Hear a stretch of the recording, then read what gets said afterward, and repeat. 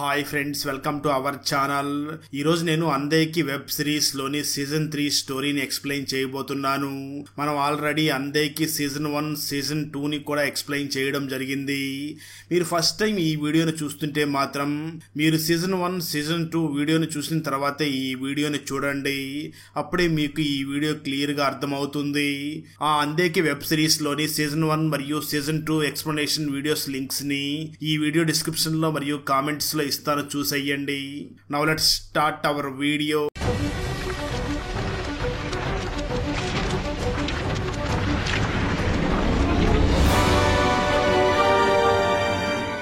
Open చేస్తే episode 1 starting లో 2 months తర్వాత న్యూఢిల్లీలో దీపిక అనే పేరు గల ఒక అమ్మాయి మిస్టర్ ఘోషాల్ మరియు తన కొడుకుని కిడ్నాప్ చేస్తుంది. నిజానికి ఘోషాల్ కి శాశ్వత్ పాపాజీ పార్టీలో ఆదివాసీ అమ్మాయిని కాల్చి చంపిన వీడియోని సెండ్ చేసి ఉంటాడు.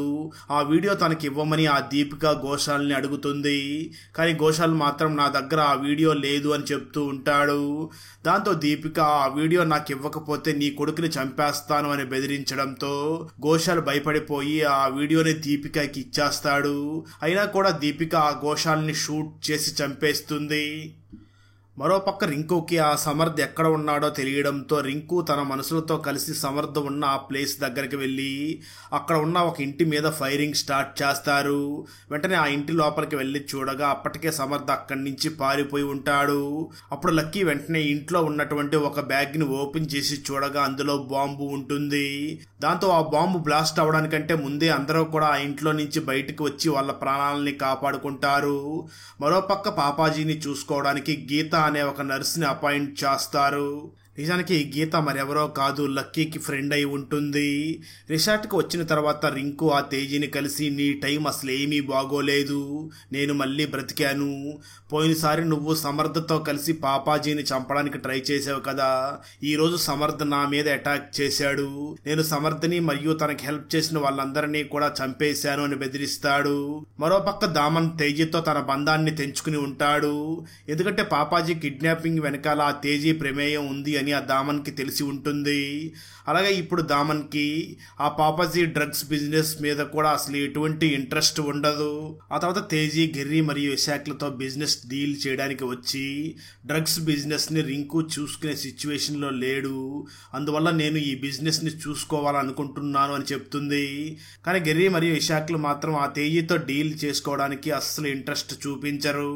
ఆ తర్వాత గెర్రీ మరియు ఇషాక్లతో బిజినెస్ డీల్ చేసుకోవడానికి రింకు అక్కడికి వస్తాడు. అప్పుడు గెర్రీ ఆ రింకును చూసి మేము ఇక్కడి నుంచి డ్రగ్స్ బిజినెస్ ని తీసేయాలనుకుంటున్నాం. ఎందుకంటే మీ ఫ్యామిలీకి డిఫరెంట్ ఎజెండాస్ ఉన్నాయి, అందువల్ల మీ ఫ్యామిలీతో బిజినెస్ డీల్ చేయాలనుకోవడం లేదు అని అంటుంది. ఆ మాటలు విన్న రింకు వాళ్ళని చూసి మీ సిచ్యువేషన్ బాగలేని సమయంలో మేము మీకు తోడుగా ఉన్నాం, ఇప్పుడు మీరు నాకు సపోర్ట్ చెయ్యాలి అని అంటాడు. అప్పుడే గెర్రీ నీకు ఫ్యాక్టరీ మరియు డ్రగ్స్ ఫార్ములా ఇస్తాం, దాని ద్వారా బిజినెస్ ని నువ్వే సొంతంగా నడుపుకోగలవు అని చెప్తుంది. కానీ రింకు మాట్లాడుతూ నా దగ్గర మాల్ కొనడానికి తగిన ఫండ్స్ కూడా లేవు అని చెప్తాడు. దానికి గెర్రీ సమాధానం చెప్తూ మేము అగ్రిమెంట్ ద్వారా నీకు 15% మనీని ఇస్తాం, అలాగే సప్లై మరియు రా మెటీరియల్స్ కూడా ఇస్తాము అని చెప్తుంది. ఈ మాటలన్నింటినీ కూడా తేజీ బయట నిలబడి వింటూ ఉంటుంది.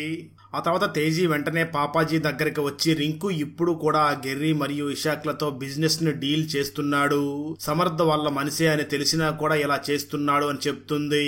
ఆ మాటలు విన్న పాపాజీ ఆ తేజీతో మాట్లాడుతూ డీల్ సైన్ అయ్యే వరకు వెయిట్ చేస్తున్నాం, అది అవ్వగానే వాళ్ళని అంటే ఆ గెర్రీ మరియు ఇషాక్లని చంపేస్తాము అని చెప్తాడు. అప్పుడే తేజీ మరి మీరు ఇందులో దామన్ని ఎందుకు ఇన్వాల్వ్ చేయడం లేదు అని అడుగుతుంది. దాంతో పాపాజీ ఆ తేజీకి సమాధానం చెప్తూ దీని గురించి మేము ఫ్యామిలీ అందరితో కూడా కూర్చోబెట్టి మాట్లాడతాను అని అంటాడు. మరోపక్క ముస్కున్న రింకుతో నువ్వు ఫాదర్ కాబోతున్నావు అని చెప్తుంది. ఆ మాటలు విన్న రింకు చాలా హ్యాపీగా ఫీల్ అవుతూ ఉంటాడు. మరోపక్క డిఎస్పీ ఘోషల్ మాత్రం రింకుతో డీల్ చేసుకుని రిషిని మరియు ఆదివాసీ అమ్మాయిని చంపినందుకు చాలా రిగ్రెట్ గా ఫీల్ అవుతూ ఉంటాడు. ఆ తర్వాత రోజు పాపాజీ తన బిజినెస్ మొత్తాన్ని కూడా రింకు మరియు దామన్లకి పంచాలి అని మాట్లాడతాడు. రిసార్ట్ బిజినెస్ అంతా కూడా దామన్ చూసుకుంటాడు, రింకు మిగతా బిజినెస్ ని చూసుకుంటాడు అని చెప్తాడు. మరోపక్క సమర్థ్, గెర్రీ మరియు ఇషాక్ల దగ్గరికి వస్తాడు. అయితే ఆ సమర్థను చూసినటువంటి వాళ్ళు చాలా భయపడిపోతూ ఉంటారు. నిజానికి గెర్రీ మరియు ఇషాక్లు రింకుతో కలిసి బిజినెస్ చేయబోతున్నారని ఆ సమర్థకి తెలిసిపోయి ఉంటుంది. ఆ తర్వాత కొద్దిసేపటికి రింకు పాపాజీతో కలిసి గెర్రీ మరియు ఇషాక్లతో బిజినెస్ గురించి మాట్లాడడానికి అక్కడికి రాగా అక్కడ టేబుల్ మీద 2 బాక్సులు ఉంటాయి. రింకు వెంటనే ఆ బాక్సెస్ ని ఓపెన్ చేసి చూడగా ఆ బాక్సుల్లో గెర్రీ మరియు ఇషాక్ల తెగిపోయినటువంటి తలలు పెట్టి ఉంటారు. అది చూసి అందరూ కూడా చాలా షాక్ అవుతారు. గెర్రీ మరియు ఇషాక్లు రింకుతో బిజినెస్ చేయడం ఆ సమర్థకి ఇష్టం లేక ఆ విధంగా చేసి ఉంటాడు. అయితే గెర్రీ కేవలం డ్రగ్స్ ఫార్ములానే రింకుకి ఇచ్చి ఉంటుంది. కానీ ఫండ్స్ మరియు మెటీరియల్స్ ఇచ్చే లోపే సమర్థ వాళ్ళని చంపేసి ఉంటాడు. అందువల్ల రింకు చాలా బాధపడుతూ ఉంటాడు. మరోపక్క ఘోషాలని చంపిన దీపిక తేజీకి మెసేజ్ చేస్తుంది. అప్పుడే పాపాజీ మొబైల్కి ఒక అన్నోన్ నెంబర్ నుంచి తను ఆదివాసీ అమ్మాయిని చంపిన వీడియోని సెండ్ చేస్తారు. అది చూసినటువంటి పాపాజీ చాలా షాక్ అవుతాడు. మరోపక్క డిఎస్పీ ఘోషల్కి కూడా అదే వీడియోని వాళ్ళు సెండ్ చేస్తారు. దాంతో ఘోషల్ కూడా షాక్ అవుతూ ఉంటాడు. ఇక్కడే మనకు ఆ అన్నోన్ పర్సన్ ఎవరో చూపించడం జరుగుతుంది. అక్కడతో ఫస్ట్ ఎపిసోడ్ కంప్లీట్ అవుతుంది. రెండవ ఎపిసోడ్ స్టార్టింగ్ లో పాపాజీ రింకుకి ఆ వీడియోని చూపించి ఎవరో నన్ను బెదిరిస్తున్నారు, నేనేం చేయలేకపోతున్నాను అని చెప్తూ ఉంటాడు. మరోపక్క సమర్థ్ ఎక్కడికో వెళుతూ ఉండగా అప్పుడే దీపిక మనుషులు అక్కడికి వచ్చి ఆ సమర్థని పట్టుకుంటారు. అప్పుడే మనకు గిర్రీ మరియు ఇషాక్లతో డీల్ చేసుకురమ్మని ఆ సమర్థని దీపికనే పంపించింది అని తెలుస్తుంది. కానీ వాళ్ళు డీల్కి ఒప్పుకోకపోయేసరికి సమర్థ్ వాళ్ళని చంపేసి ఉంటాడు. ఆ తర్వాత దీపిక ఆ సమర్థని చూసి రింకుని చంపడానికి నువ్వెందుకు ట్రై చేశావు అని అడుగుతుంది. ఆ మాటలు విన్న సమర్థ్ నేను రింకుని చంపకపోతే తను నన్ను చంపేస్తాడు అని చెప్తాడు. దాంతో దీపిక మనుషులు వెంటనే సమర్థని అక్కడి నుంచి తీసుకుని వెళ్ళిపోతారు. మరోపక్క రింకు మరియు లక్కీలు మాట్లాడుకుంటూ ఉంటారు. అప్పుడే మనకు రాజీవ్ మల్హోత్రా అనే ఒక వ్యక్తి మనాలీకి వచ్చి డ్రగ్స్ ని అమ్మే బిజినెస్ చేస్తున్నాడు అని తెలుస్తుంది. దాంతో రింకు వెంటనే లక్కీని చూసి ఆ రాజీవ్ మల్హోత్రా ఎవరో అతని గురించి మొత్తం ఇన్ఫర్మేషన్ తెలుసుకో అని చెప్తూ ఉంటాడు. మరోపక్క క్రైమ్ బ్రాంచ్ కుల్లు పోలీస్ స్టేషన్ లో రాసి సతేంద్ర అనే 2 పోలీసులు కూడా మాట్లాడుకుంటూ ఉంటారు. అయితే వాళ్ళ మాటల ద్వారా మనకు పాపాజీ ఆదివాసీ అమ్మాయిని చంపిన వీడియో వాళ్ళ దగ్గర ఉందని, వాళ్ళు ఈ కేసు గురించి డిస్కస్ చేసుకుంటున్నారని డిఎస్పీ ఘోషల్ వీళ్ళని అక్కడికి పిలిపించారు అని తెలుస్తుంది. అదే సమయంలో పాపాజీ కేసుని వాదించడానికి సుందర్లాల్ బజాజ్ అనే ఒక లాయర్ ని పిలిపిస్తారు. అక్కడ అందరూ కూడా పాపాజీని మనాలి నుంచి బయటికి తీసుకుని వెళ్లడానికి ప్లాన్ చేస్తూ ఉంటారు. మరోపక్క డిఎస్పీ ఘోషల్ క్రైమ్ బ్రాంచ్ కుల్లుకి వెళ్తాడు. అయితే ఏసీపీ సతేంద్ర సింగ్ మాత్రం మనాలి పోలీస్ స్టేషన్ కి వెళ్లి పాపాజీకి వ్యతిరేకంగా ఎఫ్ఐఆర్ ని రిజిస్టర్ చేయమని చెప్తూ ఉంటాడు. మరోపక్క ACP Satendra Singh Manali police station కి వెళ్లి పాపాజీకి వ్యతిరేకంగా ఒక ఎఫ్ఐఆర్ ని రిజిస్టర్ చేయమని చెప్తాడు. మరోపక్క సునీల్ డోంగరా వెంటనే రింకుకి కాల్ చేసి ఆ కేసు ఎఫ్ఐఆర్ రిజిస్టర్ అయ్యింది అని చెప్తూ ఉంటాడు. మరోపక్క డిఎస్పీ ఘోషల్ ఆ పాపాజీని అరెస్ట్ చేయడానికి రిసార్ట్కి వెళ్తాడు. అప్పుడే లక్కీ అలాగే పాపాజీ నర్స్ అయినటువంటి గీత ఇద్దరు కూడా ఆ పాపాజీని రిసార్ట్ బ్యాక్ సైడ్ నుంచి తీసుకుని వెళ్లిపోతారు. అయితే ఈ విషయం డిఎస్పీ ఘోషల్ కూడా తెలుస్తుంది. డిఎస్పీ ఘోషల్ ఆ పాపాజీని ఫాలో చేయడానికి రిసార్ట్ నుంచి వెళ్లిపోతూ ఉంటాడు. కానీ రింకు మాత్రం మెయిన్ గేట్ కి తాళం వేస్తాడు. అయితే అక్కడ ఉన్న గార్డ్ లంచ్ చేయడానికి వెళ్ళాడు, వచ్చాక తాళం తీస్తాడు అని ఆ ఘోషల్ని పాపాజీని ఫాలో అవ్వకుండా చేస్తాడు. కానీ డిఎస్పీకి ఆ రింకు ప్లాన్ గురించి అర్థమయ్యి రింకుతో మాట్లాడుతూ ఈ రోజు కాకపోతే రేపైనా పాపాజీని పట్టుకుని తీరుతాను అని చెప్తాడు. ఆ తర్వాత రోజు డిఎస్పీ లక్కీ మరియు బిలాల్ నెంబర్స్ ని తీసుకుని ఆ నెంబర్స్ ని ట్రేస్ చేయించడం స్టార్ట్ చేస్తాడు. కానీ వాళ్ళు మాత్రం వాళ్ళ ఫోన్స్ ని స్విచ్ ఆఫ్ లో పెట్టి ఉంటారు. అప్పుడే అక్కడికి ఒక కానిస్టేబుల్ వచ్చి డిఎస్పీకి ఒక సీసీటీవీ ఫుటేజ్ ని చూపిస్తాడు. అందులో లక్కీ మరియు తన మనుషులు పాపాజీని మనాలి నుంచి బయటికి తీసుకుని వెళుతూ ఉంటారు. ఆ తర్వాత లక్కీకి రింకు కాల్ చేస్తాడు. నిజానికి పోలీసులు ట్రేస్ చేయకుండా ఉండడం కోసం రింకు ఆ లక్కీకి ఒక ఫోన్ ఇచ్చి ఉంటాడు. రింకు లక్కీతో మాట్లాడుతూ డిఎస్పీ అన్ని చోట్ల దిగ్బంధించాడు అని చెప్తూ ఉంటాడు. ఆ తర్వాతే పోలీసులకి లక్కీ మరియు బిలాల్ ఆ పాపాజీని తీసుకుని వెళ్లిన వెహికల్ కూడా దొరుకుతుంది. అలాగే పోలీసులకి వాళ్ళు ఇప్పుడు వేరే వెహికల్లో వెళుతున్నారు అని తెలుస్తుంది. వాళ్ళు ఊహించినట్లుగానే లక్కీ ఆ పాపాజీని ఒక వ్యాన్ లో ఎక్కడికో తీసుకుని వెళుతూ ఉంటాడు.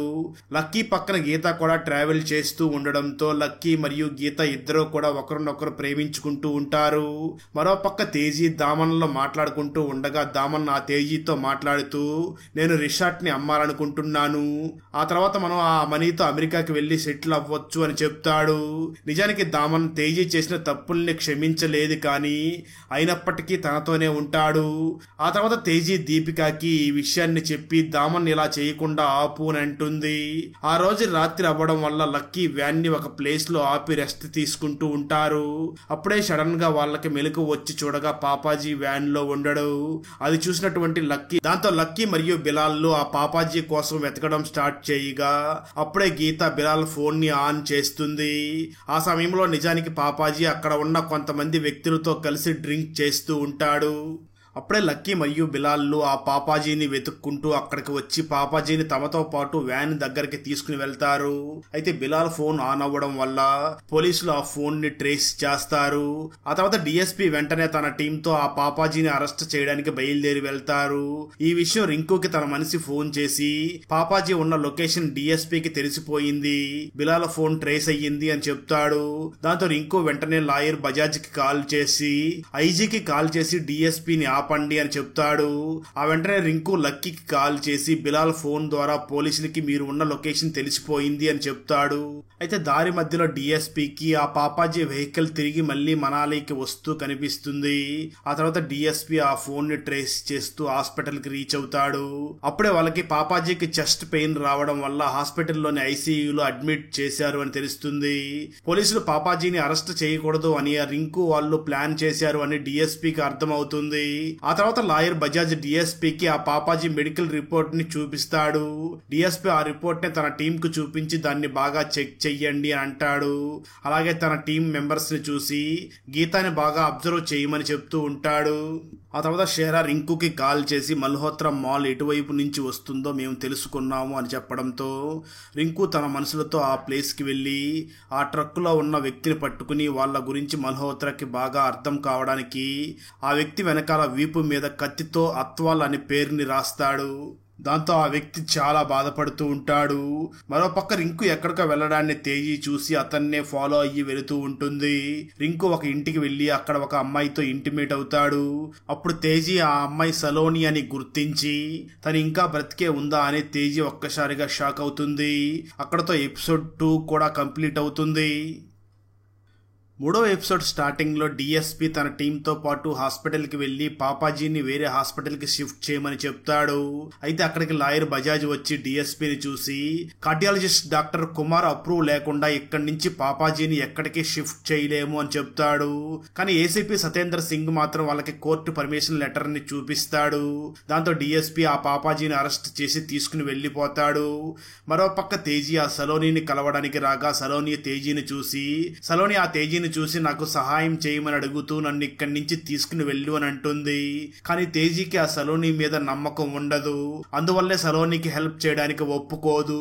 మరోపక్క పాపాజీని అరెస్ట్ చేశారు అని అతని ఫ్యామిలీ మెంబర్స్ కి తెలిసి అందరూ కూడా షాక్ అవుతారు. డిఎస్పీ ఘోష్ మీడియాతో మాట్లాడుతూ మాకు పాపాజీకి వ్యతిరేకంగా స్ట్రాంగ్ ఎవిడెన్స్ దొరికింది. ఒకవేళ పాపాజీ దోషి అని తెలిస్తే అండర్ 302, 201 సెక్షన్ కింద యావజ్జీవ కారాగార శిక్ష పడుతుంది అని చెప్తాడు. అదే సమయంలో లక్కీ రింకుకి కాల్ చేసి ఫ్యాక్టరీ దగ్గరికి రమ్మని పిలుస్తాడు. రింకు ఫ్యాక్టరీ దగ్గరకు రాగా అక్కడికి రాజీవ్ మల్హోత్రా రింకుని కలవడానికి వచ్చి రింకుని తనతో బిజినెస్ పార్ట్నర్ అవ్వమని చెప్తాడు. అలాగే ఆ రాజీవ్ మల్హోత్రా రింకు కోసం ఒక గిఫ్ట్ ని కూడా అక్కడ వదిలేసి వెళ్తాడు. ఆ తర్వాత దామన్ కి ఒక కాల్ వస్తుంది. ఆ కాల్ ద్వారా దామన్ కి సమర్థ్ ఎక్కడ దాక్కుని ఉన్నాడో ఆ విషయం తెలుస్తుంది. ఆ విషయం తెలుసుకున్న దామన్ తనతో పాటు ఒక గన్నుని తీసుకుని వెళ్తాడు. అయితే ఇదంతా కూడా గీత కూడా వింటుంది. మరోపక్క డిఎస్పీ బోసన్ అనే ఒక వ్యక్తిని కలిసి అతనికి పాపాజీ ఆదివాసీ అమ్మాయిని చంపిన ఆ వీడియోని చూపించి 24 గంటల లోపల మీరు పాపాజీకి వ్యతిరేకంగా ఒక స్టేట్మెంట్ ఇవ్వాలి. రింకు నిన్ను ఏమీ చేయకుండా మేము ప్రొటెక్షన్ ఇస్తాం, లేదంటే నీకు మంచిది కాదు అని చెప్తాడు.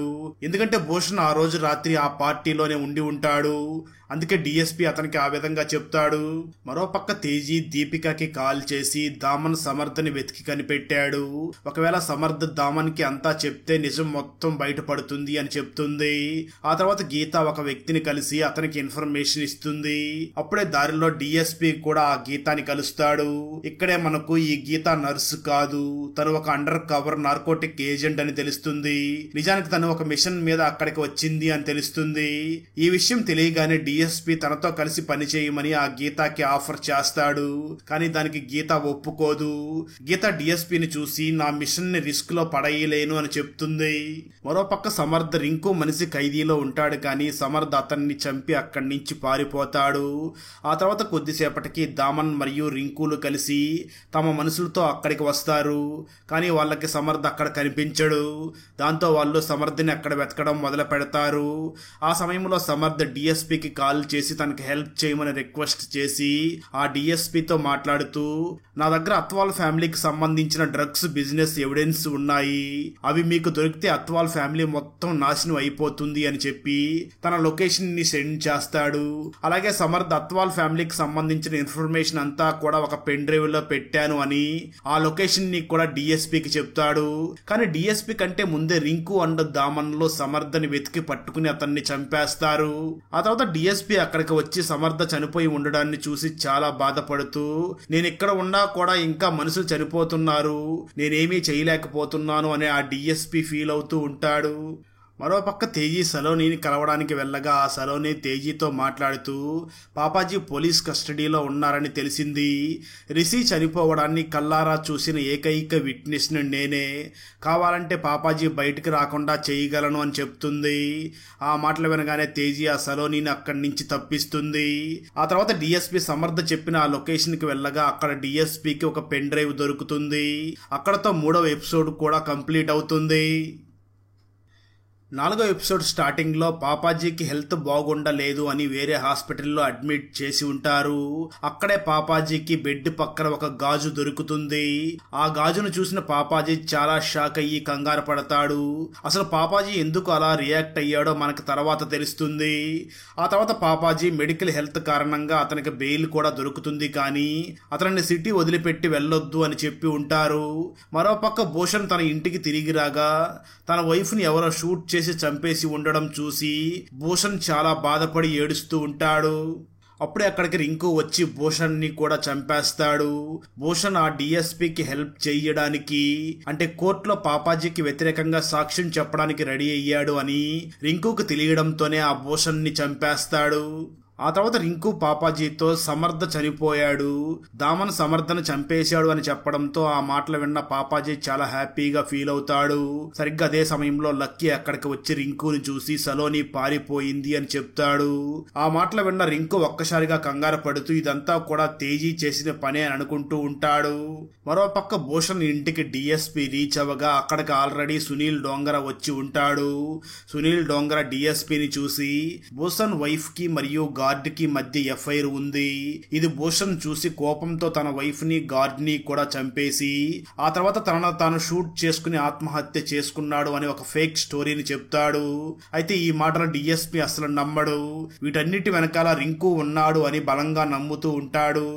ఆ తర్వాత రతన్ సిక్కా దామన్ కి కాల్ చేసి మీరు మీ రిసార్ట్ ని అమ్మడానికి లేదా హోటల్ బిజినెస్ కోసం ఒక ఇన్వెస్టర్ కోసం చూస్తున్నారని నాకు తెలిసింది, అందువల్ల నేను మీతో కలిసి బిజినెస్ డీల్ చేయాలనుకుంటున్నాను అని చెప్తాడు. మరోపక్క పాపాజీ తన వైఫ్ కి హాస్పిటల్లో తనకు దొరికినటువంటి ఆ గాజును చూపించి ఈ గాజుని ఎవరో నా దగ్గర వదిలిపెట్టి వెళ్ళారు అని చెప్తాడు.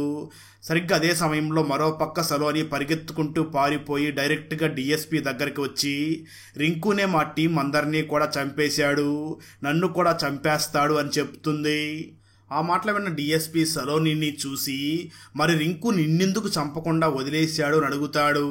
దానికి ఆ సలోని సమాధానం చెప్తూ నన్ను ఒక ఇంట్లో బంధించి టార్చర్ చేస్తూ నన్ను రేప్ చేసేవాడు అని చెప్తుంది. ఆ మాటలు విన్న డిఎస్పీ సలోనికి హెల్ప్ చేయడానికి ఒప్పుకుంటాడు. ఆ తర్వాత సలోని డిఎస్పీని చూసి నిజానికి తేజీ నన్ను ఆ రింకు నుంచి తప్పించింది, ఈ విషయం రింకుకి తెలిస్తే తేజీని కూడా చంపేస్తాడు, ఆ పార్టీలో జరిగిన దానికి ఉన్న ఏకైక విట్నెస్ నేనే, నేను ఆ పాప పాపాజీని జైలుకి పంపించగలను అని చెప్తుంది. మరోపక్క రింకు తేజీ దగ్గరికి వచ్చి నువ్వే కదా సలోని పారిపోయేలాగా చేశావు అని అడుగుతాడు. కానీ తేజీ మాత్రం ఏమి సమాధానం చెప్పకుండా సైలెంట్ గా ఉంటుంది. ఆ తర్వాత రింకు రాజ్వీర్ ని కలవడానికి అతని ఇంటికి వెళ్లి అతనితో బిజినెస్ చేయడానికి ఒప్పుకుంటాడు. నిజానికి ఈ డీల్ కి రింకు ఆ మల్హోత్రాని 1000 కోట్ల అమౌంట్ అడుగుతాడు. రాజ్వీర్ ఆ మనీ ఇవ్వడానికి ఒప్పుకుంటాడు. కానీ ఆ రాజ్వీర్ మల్హోత్రా కొన్ని షరతులు ఉన్నాయి. అవేమిటి అంటే, నువ్వు నాతో బిజినెస్ చెయ్యాలి అంటే నువ్వు నా దగ్గర ఏదైనా సెక్యూరిటీగా ఉంచాలి, అంటే ఏదైనా ప్రాపర్టీని పూచీకత్తుగా ఉంచాలి అని అడుగుతాడు. ఆ మాటలు విన్న రింకు వాటి గురించి ఆలోచించడం మొదలు పెడతాడు. మరోపక్క గీతాని కలవడానికి వచ్చిన డిఎస్పీ ఆ గీతాని చూసి ఆదివాసీ అమ్మాయి సమాధి గురించి అడుగుతాడు. కానీ గీత మాత్రం ఏమీ చెప్పదు. దాంతో డిఎస్పీ వెంటనే ఆ గీత మీద గన్ను గురిపెట్టి వెంటనే అక్కడి నుంచి డిఎస్పీ లక్కీ దగ్గరికి వచ్చి ఆ రోజు పాపాజీ పార్టీలో షూట్ చేసి చంపినటువంటి ఆ అమ్మాయి సమాధి గురించి చెప్పు, లేదంటే నేను ఈ గీతాన్ని చంపేస్తాను అని బెదిరిస్తాడు. దాంతో లక్కీ దాని గురించి ఆలోచించడం మొదలు పెడతాడు. మరోపక్క రింకుకి సునీల్ డోంగరా కాల్ చేసి సలోని డిఎస్పీ దగ్గరికి వచ్చింది అని చెప్తాడు. ఆ మాటలు విన్న రింకు ఒక్కసారిగా షాక్ అయ్యి వెంటనే రింకు దామన్ మరియు తేజీల్ని పిలిచి, నా బిజినెస్ కోసం ఒక కొత్త పార్టీ దొరికింది, వాళ్ళు మనీ ఇవ్వడానికి రెడీగా ఉన్నారు, కానీ వాళ్ళకి సెక్యూరిటీగా ఏదైనా ప్రాపర్టీ ఏదైనా ఆస్తిని ఇవ్వాల్సి ఉంటుంది, వాళ్ళకి హిమాచల్ ప్రదేశ్ లో ఉన్నటువంటి భూమి పేపర్స్ ని ఇస్తే బాగుంటుంది అని చెప్తాడు. దానికి దామన్ అలా చేయడానికి ఒప్పుకోడు. ఎందుకంటే అంత పెద్ద రిస్క్ తీసుకోవడానికి దామన్ రెడీగా ఉండడు. ఆ తర్వాత దామన్ రింకును చూసి దీని గురించి పాపాజీతో డిస్కస్ చేస్తే బాగుంటుంది అని అంటాడు. అయితే ఆ తర్వాత తేజీ ఒంటరిగా రింకుని కలిసి నేను దామన్ని కన్విన్స్ చేసి ఆ హిమాచల్లో ఉన్నటువంటి భూమి పేపర్స్ ని వాళ్ళకి సెక్యూరిటీగా పెట్టగలను, కానీ దానికి బదులుగా నాకు నీ బిజినెస్ లో పార్ట్నర్షిప్ కావాలి అని అంటుంది. అయితే అప్పుడే అక్కడికి ముస్కన్ వచ్చి రింకును చూసి నేను గీతాతో కలిసి ఈరోజు డాక్టర్ దగ్గరికి వెళ్ళాలి, కానీ తన ఫోన్ అలాగే లక్కీ ఫోన్ కూడా స్విచ్ ఆఫ్ వస్తుంది అని చెప్తుంది.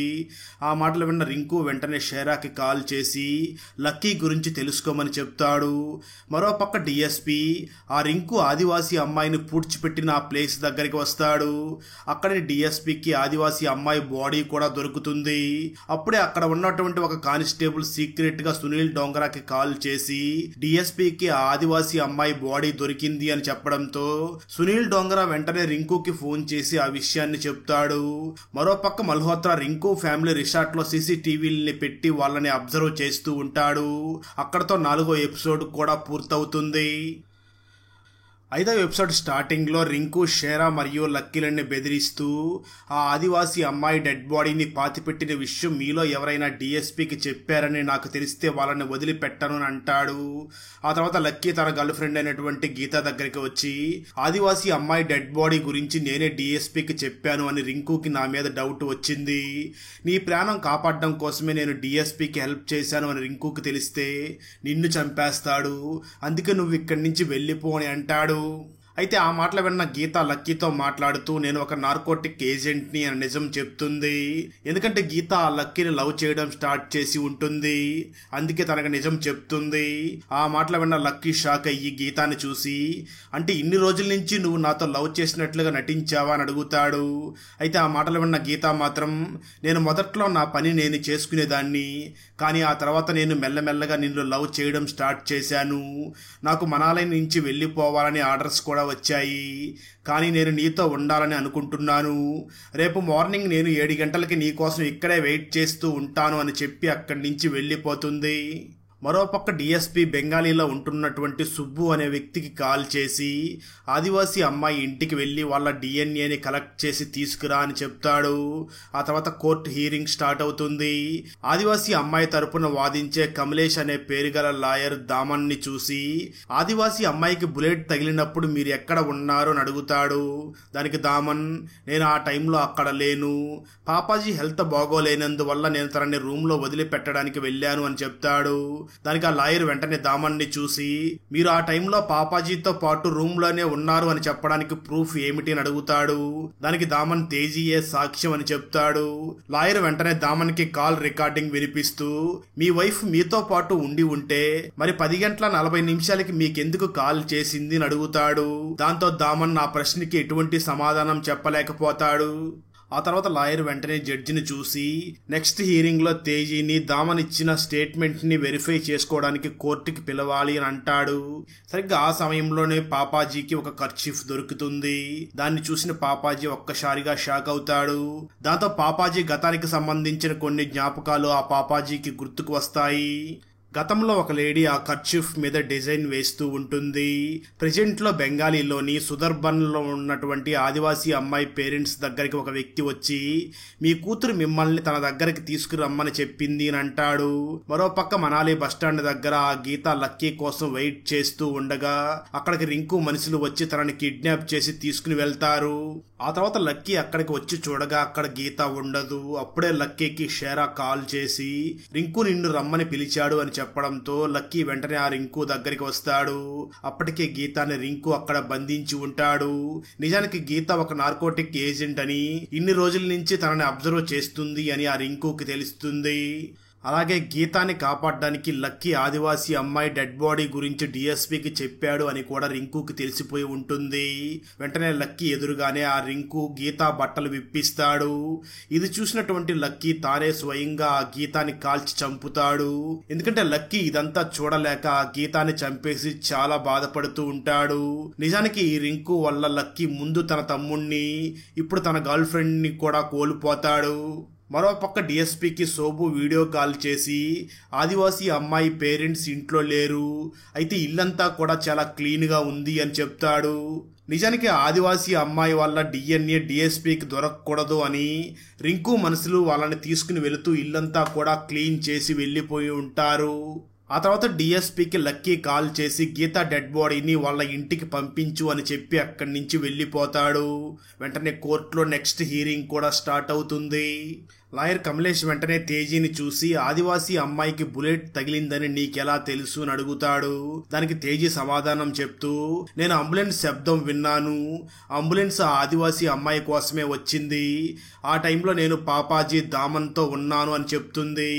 అది విన్న లాయర్ తేజీని చూసి నువ్వు నీ హస్బెండ్ దామన్తో కలిసి ఆ టైంలో ఉన్నప్పుడు మరి నువ్వెందుకు అతనికి కాల్ చేశావు అని అడుగుతాడు. తేజీ సమాధానం చెప్తూ బహుశా పొరపాటున డైల్ అయ్యి కాల్ వెళ్లి ఉంటుంది అని చెప్తుంది. ఆ తర్వాత లాయర్ కమలేష్ వెంటనే కోర్టుకి డిఎన్ఏ రిపోర్ట్ ని చూపించి ఆ ఆదివాసీ అమ్మాయి బాడీ అదే అని నిరూపించబడింది అని చెప్తాడు. నిజానికి డిఎస్పీ శోభుని ఆదివాసీ అమ్మాయి ఇంట్లో ఉన్న బాత్రూమ్ ని చెక్ చేయమని చెప్పగా అక్కడే శోభుకి వాళ్ళ హెయిర్ షాంపుల్ దొరుకుతాయి.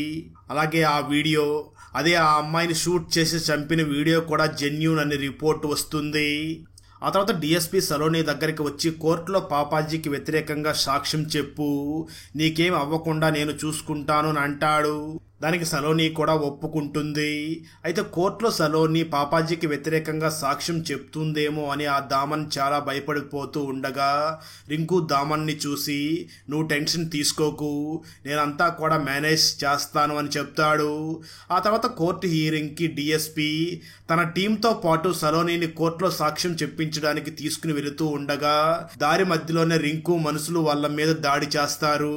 అక్కడతో 5వ ఎపిసోడ్ కూడా కంప్లీట్ అవుతుంది. 6వ ఎపిసోడ్ స్టార్టింగ్ లో రింకు మనుషులు ఏసీపీ సత్యేంద్ర సింగ్ ని కూడా చంపేస్తారు. అది చూసిన డిఎస్పీకి చాలా బాధ కలుగుతుంది. అలాగే ల్యాబ్ నుంచి వచ్చిన వీడియో రిపోర్ట్ ని రింకు చేంజ్ చేశాడు అని ఆ డిఎస్పీకి తెలుస్తుంది. దానివల్ల ఆ వీడియో ఫేక్ అని కోర్టులో నిరూపించబడుతుంది. ఆ తర్వాత డిఎస్పీ సలోనితో కోర్టుకి రాగా అది చూసినటువంటి రింకు ఒక్కసారిగా షాక్ అవుతాడు. నిజానికి సలోనిని రాసి కాపాడి ఉంటుంది. ఆ తర్వాత సలోనిని కోర్టులో విట్నెస్ బాక్స్ లోకి పిలిపి లాయర్ కమలేష్ సలోనిని చూసి ఆదివాసీ అమ్మాయికి బుల్లెట్ తగిలిన టైంలో మీరెక్కడ ఉన్నారో అని అడుగుతాడు. దానికి సలోని సమాధానం చెప్తూ నేను నా టీం ఫోటోగ్రఫీ వీడియో షూట్ చేస్తున్నాం, అప్పుడే మాకు సడన్ గా బుల్లెట్ సౌండ్ వినిపించింది, మేము వెళ్లి చూడగా ఆదివాసీ అమ్మాయి స్టేజ్ మీద పడిపోయి ఉంది అని చెప్తుంది. ఆ తర్వాత లాయర్ వెంటనే ఆ పార్టీలో తీసిన వీడియోని కోర్టులో అందరి ముందు కూడా ప్లే చేస్తాడు. ఆ వీడియోలో పాపాజీ ఆదివాసీ అమ్మాయిని షూట్ చేస్తూ ఉంటాడు. లాయర్ వెంటనే సలోనిని చూసి పార్టీలో షూట్ చేసిన వ్యక్తి పాపాజీయా కాదా అని నువ్వు సాక్ష్యం చెప్పగలవా అని అడుగుతాడు.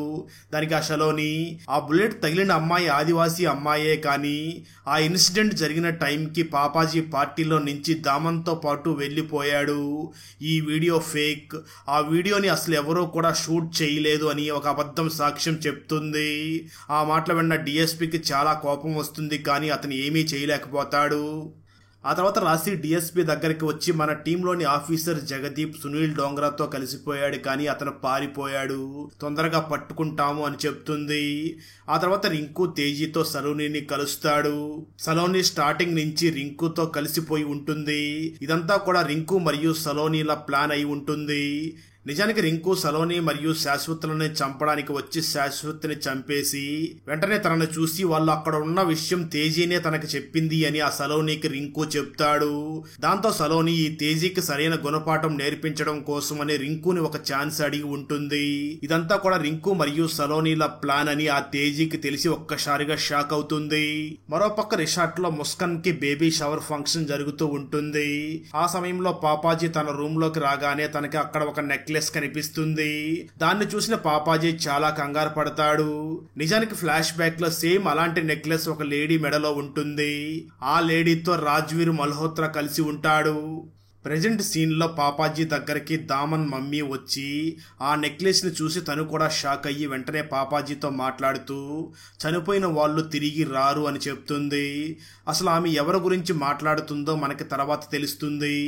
మరోపక్క దామన్ రింకుతో మాట్లాడుతూ ఆ రిసార్ట్ అమ్మే డీల్ ఓకే అయ్యింది, పేపర్ ఫార్మాలిటీస్ అన్నీ కూడా కంప్లీట్ అవ్వగానే నేను తేజీ అమెరికాకి వెళ్ళిపోతామని చెప్తాడు. ఆ తర్వాత పాపాజీ సునీల్ డోంగ్రాని పిలిపించి మహేంద్ర సింగ్ అనే వ్యక్తి గురించి కనుక్కో, 28 సంవత్సరాల క్రితం అతను జైలుకి వెళ్ళాడు, ఈ విషయం ఎవరికీ తెలియకూడదు, ఆఖరికి రింకుకు కూడా తెలియకూడదు, తెలిస్తే నీకే చాలా ప్రమాదం అని అంటాడు. ఆ తర్వాత పాపాజీ సిక్కాతో ఆ రిసార్ట్ ని అమ్మే డీల్ చెయ్యొద్దు అని చెప్తాడు. అది విన్న దామన్ చాలా కోప్పడి అక్కడి నుంచి వెళ్ళిపోతాడు. ఆ తర్వాత పాపాజీ రింకుతో మనం ఆ మల్హోత్రాతో కలిసి బిజినెస్ డీల్ చేద్దామని చెప్తాడు. అయితే తేజీ మాత్రం దామన్ని చూసి ఆ డీల్ని మనం క్యాన్సిల్ చెయ్యొద్దు, అలా చేస్తే మనం ఇరుక్కుపోతాము అని చెప్తుంది. మరోపక్క రాశికి సమర్థ్ అత్వాల్ ఫ్యామిలీకి అగైనెస్ట్ గా కలెక్ట్ చేసిన ఎవిడెన్స్ ఉన్న చిప్ కి పాస్వర్డ్ దొరుకుతుంది. ఆ తర్వాత సిక్కా దామన్ కి కాల్ చేయగా దామన్ రిసార్ట్ అమ్మే డీల్ ని ప్రెజెంట్ క్యాన్సిల్ చేద్దాం, నాకు కొద్దిగా టైం కావాలి అని అడుగుతాడు. ఆ మాటలు విన్న సిక్కాకి కోపం వచ్చి వెంటనే దీపికాకి కాల్ చేసి దామన్ ఆ రిసార్ట్ బిజినెస్ డీల్ ని క్యాన్సిల్ చేశాడు అని చెప్తాడు. మరోపక్క పాపాజీ తన రూమ్ లో కూర్చొని డ్రింక్ చేస్తూ ఉంటాడు. అప్పుడే తనకి తన ఫ్లాష్ బ్యాక్ లో కనిపించినటువంటి లేడీ మళ్ళీ కనిపిస్తుంది. అది చూసిన పాపాజీ ఆ లేడీని ఫాలో అవుతూ ఉండగా అక్కడికి ముస్కాన్ వచ్చి పాపాజీని చూసి ఆమె మీ కొత్త నర్సు కవిత అని చెప్తుంది. అంటే పాపాజీకి ఇల్యూజినేషన్స్ రావడం స్టార్ట్ అవుతాయి. దీపిక వెంటనే రాజ్వీర్ మల్హోత్రాకి దామన్ ఆ రిసార్ట్ డీల్ ని క్యాన్సిల్ చేశాడు అని చెప్పడంతో ఆ మాటలు విన్న రాజ్వీర్ మల్హోత్రా దీపికాని చూసి వెంటనే తేజీకి కాల్ చెయ్యి అని చెప్తాడు. దాంతో తేజీ వెంటనే అక్కడికి రావడంతో దీపిక ఆ తేజీని చూసి అజ్రహిజా ఫార్మా ప్రాపర్టీ పేపర్స్ అలాగే డ్రగ్స్ ఫార్ములాని తీసుకుని వచ్చి మాకివ్వు, ఒకవేళ నువ్వు తీసుకురాకపోతే పాపాజీ ఆ అమ్మాయిని షూట్ చేసిన వీడియోని డిఎస్పీకి పంపించింది నువ్వే అని నేను రింకుకి చెప్తాను, అలాగే సమర్థతో కలిసి పాపాజీని కిడ్నాప్ చేసింది కూడా నువ్వే అని రింకుకి చెప్తాను అని బెదిరించడంతో తేజీ దీపిక చెప్పింది చేయడానికి ఒప్పుకుంటుంది. అలా తేజీ అక్కడి నుంచి వెళ్లిపోయిన వెంటనే దీపిక ఆ రాజ్వీర్ ని చూసి మీరు ఆ డ్రగ్స్ ఫార్ములాని అలాగే ఆ ప్రాపర్టీస్ ని ఏం చేసుకుంటారో అని అడుగుతుంది. దానికి రాజ్వీర్ వెంటనే దీపికాని చూసి మాట్లాడుతూ పాపాజీ సంపాదించింది ఏదైతే ఉన్నాయో ఆ అజ్రహిజ్రా ఫార్మా అలాగే రిసార్ట్ మరియు డ్రగ్స్ బిజినెస్ అన్ని కూడా అతని కళ్ళ ముందే నాశనం చెయ్యాలి అని చెప్తాడు. అంటే ఆ రాజ్వీర్ మల్హోత్రా పాపాజీకి బద్ద శత్రువు అని అర్థమవుతుంది. కానీ ఎందుకు ఇదంతా చేస్తున్నాడో మనకి తర్వాత తెలుస్తుంది. మరోపక్క సమర్థ్ ఇచ్చిన పెన్ డ్రైవ్ ద్వారా డిఎస్పీకి అజ్రహిజ్రా ఎసెట్స్ అన్నీ కూడా సమర్థ్ రాజ్వీర్కి ట్రాన్స్ఫర్ చేశాడు అని తెలుస్తుంది. అక్కడతో ఎపిసోడ్ 6 కూడా కంప్లీట్ అవుతుంది. 7వ ఎపిసోడ్ స్టార్టింగ్ లో రాజ్వీర్ మల్హోత్రా గురించి కొంచెం ఇన్ఫర్మేషన్ డిఎస్పీకి తెలుస్తుంది. చాలా సంవత్సరాల వరకు ఈ రాజ్వీర్ కెనడాలో ఉన్నాడని, అక్కడ ఇల్లీగల్ గా తన బిజినెస్ ని నడిపేవాడని, నిజానికి 12 సంవత్సరాల క్రితం రాజ్వీర్ వాంకువార్ లోని లోకల్ నైట్ క్లబ్ లో హ్యూమన్ ట్రాఫికింగ్ చేసేవాడని, అక్కడ కెనడియన్ అథారిటీ రైడ్ చేసినా కూడా అతను దొరకలేదని, ఆ తర్వాత కొన్ని సంవత్సరాలు సడన్ గా మాయమయ్యి ఆ తర్వాత సెర్బియాలో కనిపించాడు. ఆ తర్వాత తను మిడిల్ ఈస్ట్, బల్గేరియా, రొమానియాలో కనిపించాడు అని, అక్కడ తన రియల్ ఎస్టేట్లో ఇన్వెస్ట్ చేసి 1 year బ్యాక్ ఇండియాకి వచ్చాడని, ఇక్కడ కేవలం తన బిజినెస్ని పెంచుకోవడం కోసమే వచ్చాడు అని ఇన్ఫర్మేషన్ డిఎస్పీకి తెలుస్తుంది. అయితే ఆ డిఎస్పీ మాత్రం రాజువీర్ ఇక్కడికి బిజినెస్ చేయడానికే రాలేదు, ఇంకేదో ఇంటెన్షన్తో వచ్చినట్లు ఉన్నాడు అని అనుమానిస్తూ ఉంటాడు. మరోపక్క దీపిక ఆ తేజీకి కాల్ చేసి దామన్ ప్రాపర్టీ పేపర్స్ మరియు డ్రగ్స్ ఫార్ములా తీసుకునిరా, లేకపోతే నేను దామన్ని చంపేస్తాను అని బెదిరిస్తుంది. దాంతో తేజీ ఆ దామన్ ప్రాపర్టీ పేపర్స్ తీసుకుని ఆ దీపిక దగ్గరికి వెళ్తుంది. ఆ తర్వాత దామన్ తన రూమ్లోకి వచ్చి సేఫ్ ఓపెన్ చేసి చూడగా అందులో రిషార్ట్ పేపర్స్ లేకపోవడంతో షాక్ అవుతాడు. మరోపక్క తేజీ దీపికాని కలవడానికంటే ముందు డిఎస్పీ దగ్గరికి వెళ్లి తనని కలిసి రిషార్ట్ పేపర్స్ మరియు డ్రగ్స్ ఫార్ములా తనకి ఇవ్వమని ఆ దీపిక నన్ను బ్లాక్మెయిల్ చేస్తుంది. ఒకవేళ ఆ పని చేయకపోతే పాపాజీ వీడియో నేను మీకు ఇచ్చిన విషయం రింకుకి చెప్తానని, అదేవిధంగా దామన్ని చంపేస్తాను అని బెదిరిస్తుంది అని అంటుంది. ఆ మాటలు విన్న డిఎస్పీ ఆ తేజీకి హెల్ప్ చేయడానికి రెడీ అవుతాడు. మరోపక్క సునీల్ డోంగ్రా ఏదో ఒక పని మీద హసీనాపూర్ అనే జైలుకి వెళ్ళాడు అని డిఎస్పీకి తెలుస్తుంది. దాంతో డిఎస్పీ వెంటనే ఆ సునీల్ డోంగ్రాని కలవడానికి అతని దగ్గరికి వెళ్ళి సలోనీని కోర్టుకి తీసుకువెళ్లే టైంలో రింకుకి ఇన్ఫర్మేషన్ ఇచ్చిన కానిస్టేబుల్ ఆ సునీల్ డోంగ్రా మనిషి అని తెలుస్తుంది. దాంతో డిఎస్పీ వెంటనే సునీల్ డోంగ్రాని చూసి ఆ కానిస్టేబుల్ నీకు వ్యతిరేకంగా స్టేట్మెంట్ ఇస్తే నీ కెరీరే నాశనం అయిపోతుంది, అలా జరగకూడదు అంటే నువ్వు హసీనాపూర్కి ఎందుకు వెళ్ళావో చెప్పు అని అడుగుతాడు. దాంతో సునీల్ డోంగ్రా వెంటనే ఆ డిఎస్పీని చూసి పాపాజీ మహేంద్ర సింగ్ అనే వ్యక్తి గురించి తెలుసుకోమని నన్ను ఇక్కడికి పంపించాడు. అతను 28 సంవత్సరాల క్రితం జైలుకి వెళ్ళాడు. 11 సంవత్సరాల్లో జైల్లో ఉన్న తర్వాత జైల్లో అగ్ని ప్రమాదం జరగడం వల్ల అతను చనిపోయాడు అని చెప్తాడు. ఆ మాటలు విన్న డిఎస్పీ వెంటనే సునీల్ డోంగ్రాని చూసి ఆ మహేంద్ర సింగ్ బ్రతికే ఉన్నాడని ఆ పాపాజీకి కాల్ చేసి చెప్పు అని అంటాడు. దాంతో సునీల్ డోంగ్రా పాపాజీకి ఫోన్ చేసి ఆ మహేంద్ర సింగ్ బ్రతికే ఉన్నాడు అని చెప్పడంతో పాపాజీ ఒక్కసారిగా షాక్ అవుతాడు. ఆ తర్వాత అజ్ర హిజ్రా డ్రగ్స్ ఫార్ములా మాయమయ్యింది అని రింకుకు తెలుస్తుంది. దాంతో రింకు వెంటనే సీసీటీవీ ఫుటేజ్ ని చెక్ చేయగా తేజీనే ఆ ఫార్ములా దొంగలించింది అని తెలిసి రింకు వెంటనే దామన్ ని పిలిచి ఆ ఫుటేజ్ ని చూపిస్తాడు. ఆ ఫుటేజ్ ని చూసిన దామన్ కూడా చాలా కంగారు పడతాడు. దాంతో రింకి వెంటనే తన మనుషుల్ని పిలిచి తేజీ ఎక్కడ ఉందో వెతకండి అని అంటాడు.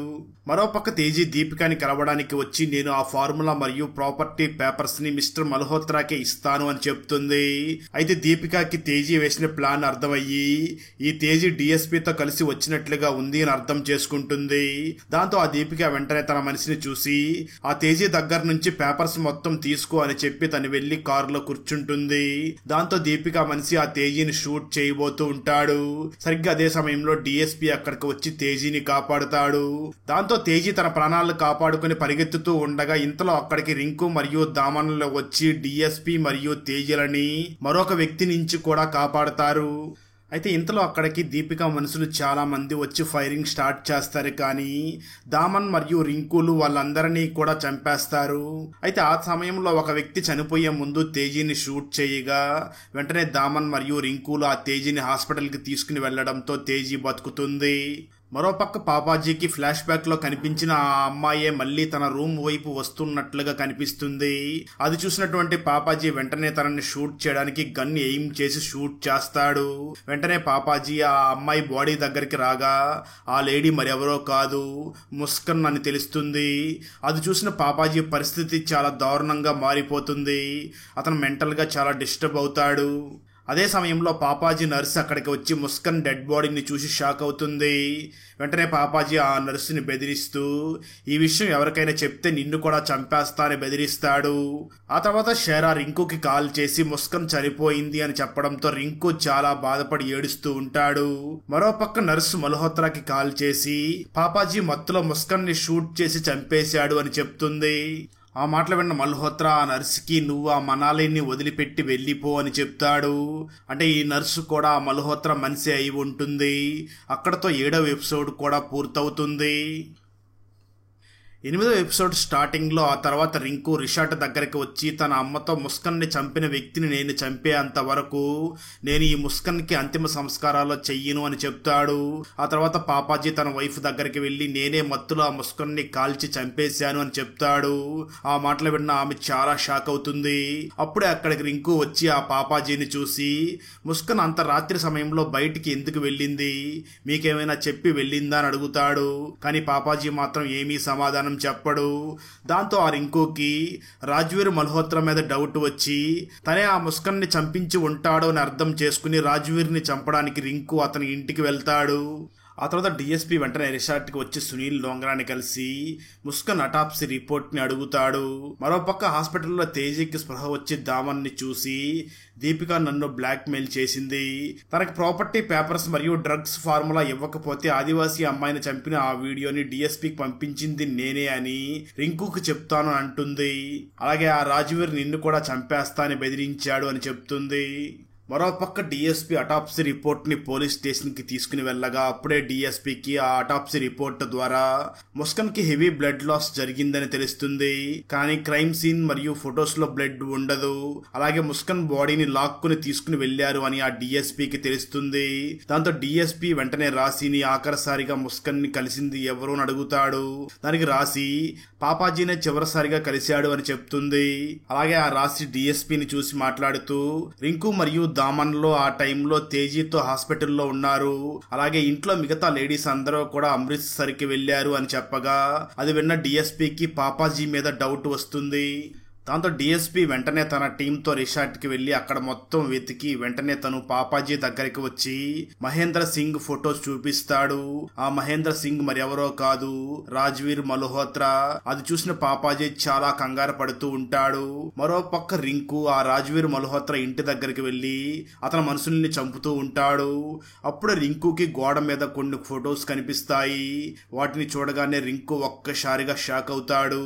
సరిగ్గా అదే సమయంలో దీపిక అక్కడికి వచ్చి రింకును చూసి నువ్వు నిజం తెలుసుకోవాలి అంటే నేను ఒక నెంబర్కి డైల్ చేస్తున్నాను, వాళ్ళు నీకు నిజం చెప్తారు అని చెప్పి దీపిక వెంటనే ఆ మహేంద్ర సింగ్ అలియాస్ రాజ్వీర్ మల్హోత్రాకి కాల్ చేస్తుంది. మరోపక్క పాపాజీ పేరు మీద ఒక పార్సిల్ వస్తుంది. అందులో ఎక్కడ అంతం అయ్యిందో మళ్ళీ అక్కడి నుంచి స్టార్ట్ అయ్యింది అని ఉంటుంది. అది చూసిన పాపాజీకి అది ఎవరు పంపించారో అర్థం చేసుకుంటాడు. ఆ తర్వాత రాసి డిఎస్పీకి పాపాజీ ఇంటి నుంచి ఎక్కడికో వెళుతున్నాడు అని చెప్తుంది. మరోపక్క రింకు ఒక ఇంటి దగ్గరికి వెళ్తాడు. అక్కడ రింకుకి తన చిన్నప్పటి జ్ఞాపకాలన్నీ కూడా గుర్తుకు వస్తాయి. రింకు ఆ ఇంటి లోపలికి వెళ్ళగా రాజ్వీర్ మల్హోత్రా ఆ రింకుని కలుస్తాడు. అతని అసలు పేరు మహేంద్ర సింగ్. సరిగ్గా అదే సమయంలో పాపాజీ అక్కడికి వచ్చి రింకును చూసి రాజ్వీర్ మల్హోత్రానే ముస్కన్ని చంపాడు అని చెప్తాడు. దాంతో రాజ్వీర్ మల్హోత్రా రింకును చూసి తన రియల్ పేరు చెప్తూ నా పేరు మహేంద్ర సింగ్ అత్వాల్, నీ అసలు తండ్రిని నేనే అని చెప్తాడు. ఆ మాటలు విన్న రింకు ఒక్కసారిగా షాక్ అవుతాడు. కానీ రింకు అస్సలు నమ్మడు. రింకు వెంటనే ఆ రాజ్వీర్ని చూసి 28 సంవత్సరాల క్రితమే మా నాన్న చనిపోయాడు అని చెప్తూ ఉంటాడు. అది విన్న పాపాజీకి కోపం వస్తుంది. పాపాజీ వెంటనే ఆ మహేంద్ర సింగ్ ని చూసి నీ రక్తం అయినా తను మాత్రం నా కొడుకు అని చెప్తాడు. అలాగే ఆ పాపాజీ రింకును చూసి ఇతనే మీ అమ్మని చంపేశాడు, అతన్ని వెంటనే షూట్ చెయ్యి అని చెప్తాడు. దాంతో మహేంద్ర సింగ్ రింకుకి అసలు నిజాన్ని చెప్పడం మొదలు పెడతాడు. 28 సంవత్సరాల క్రితం మహేంద్ర సింగ్ ఒక పని మీద సిటీ నుంచి బయటికి వెళ్తాడు. అప్పుడే మత్తులో పాపాజీ ఆ రింకు అమ్మని రేప్ చేయడానికి ట్రై చేస్తాడు. రింకు అమ్మ తనను తాను కాపాడుకోవడానికి పైనుంచి కింద పడిపోతుంది. దాంతో రింకు అమ్మ అక్కడికక్కడే చనిపోతుంది. ఆ తర్వాత పాపాజీ ఆ రింకు అమ్మ చనిపోయిన నిందని ఆ మహేంద్ర సింగ్ మీద వేయగా అందుకే ఆ మహేంద్ర సింగ్ అరెస్ట్ అయ్యి జైలుకి తీసుకుని వెళ్తారు. ఆ తర్వాత పాపాజీ రింకును చూసుకోవడానికి తనని తన పిన్నికి అప్పగిస్తాడు. ఇదంతా విన్న రింకు షాక్ అవుతూ ఉండగా అప్పుడే పాపాజీ ఆ రింకును చూసి మీ అమ్మని ఈ మహేంద్ర సింగే చంపాడు, మీ అమ్మని మీ నాన్న మందు తాగి మత్తులో బాగా కొడుతూ ఉండేవాడు, అలాగే ఒకరోజు అలాగే కొడుతూ ఉండడంతో మీ అమ్మ తనను తాను కాపాడుకోవడానికి పైనుంచి కిందకు దూకి చనిపోయింది, మీ అమ్మని మీ నాన్నే చంపేశాడు అని చెప్తూ ఉంటాడు.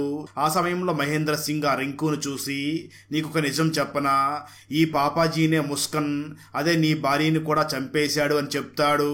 అయితే ఆ మాటలు విన్న రింకు మాత్రం పాపాజీ ఏమైనా చేయగలడు కానీ ముస్కన్ని మాత్రం చంపలేడు అని చెప్తాడు. అయితే అప్పుడే అక్కడికి డిఎస్పీ వచ్చి ముస్కాన్ బయట రోడ్డు మీద చనిపోలేదు, తను పాపాజీ రూమ్ లోనే చనిపోయింది. ముస్కాన్ బట్టల నుంచి మాకు ఒక ఫైబర్ దొరికింది, అది పాపాజీ రూమ్ లో ఉన్న కార్పెట్ కి మ్యాచ్ అవుతుంది.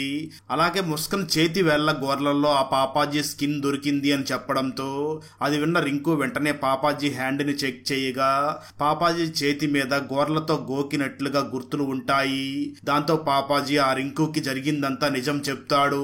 ఇదంతా కూడా మత్తులోనే నేను ముస్కాన్ ని చంపేశాను అని చెప్పగా పోలీసులు వెంటనే ఆ పాపాజీని అరెస్ట్ చేసి తీసుకుని వెళ్తారు. ఆ తర్వాత ముస్కాన్ అంతిమ సంస్కారాన్ని ఆ రింకు చేస్తాడు. ఆ తర్వాత రింకు వెంటనే దామన్తో మాట్లాడుతూ, నువ్వు తేజీ అమెరికాకి వెళ్ళండి, నేను అమ్మని పిన్నిని అమృత్సర్కి పంపిస్తాను అని చెప్పడంతో ఆ మాటలు విన్న దామన్ మాత్రం తేజీకి నాకు మధ్య ఇప్పుడు ఇంకేమీ మిగల్లేదు, ఉన్న సంబంధం అంతా కూడా ముగిసిపోయింది అని చెప్తాడు. అప్పుడే తేజీ ప్రెగ్నెంట్ అయ్యింది అని మనకు తెలుస్తుంది. సరిగ్గా అదే సమయంలో మహేంద్ర సింగ్ అత్వాల్ రిసార్ట్కి రీచ్ అవుతాడు. అక్కడతో ఈ వెబ్ సిరీస్లోని సీజన్ 3 కూడా ఫినిష్ అవుతుంది. ఆ తర్వాత ఏం జరిగిందో తెలుసుకోవాలి అంటే మనం సీజన్ 4 కూడా చూడాల్సి ఉంటుంది. సీజన్ 4 ఇంకా రిలీజ్ కాలేదు. సీజన్ 4 రిలీజ్ అవ్వగానే దాన్ని కూడా ఎక్స్ప్లెయిన్ చేసి ఆ వీడియో లింక్ని ఈ వీడియో డిస్క్రిప్షన్లో మరియు కామెంట్స్లో ఇస్తాను, చూసేయండి. ఫ్రెండ్స్, వీడియో నచ్చినట్లయితే లైక్ చేసి ఒక చిన్న కామెంట్ చేస్తే మాకు నెక్స్ట్ వీడియో చేయడానికి ఎంకరేజింగ్గా ఉంటుంది. అలాగే ఛానల్ని సబ్స్క్రైబ్ చేసి పక్కనే ఉన్న బెల్ ఐకాన్ని క్లిక్ చేసి సపోర్ట్ చేయండి. Thanks for watching. జై హింద్.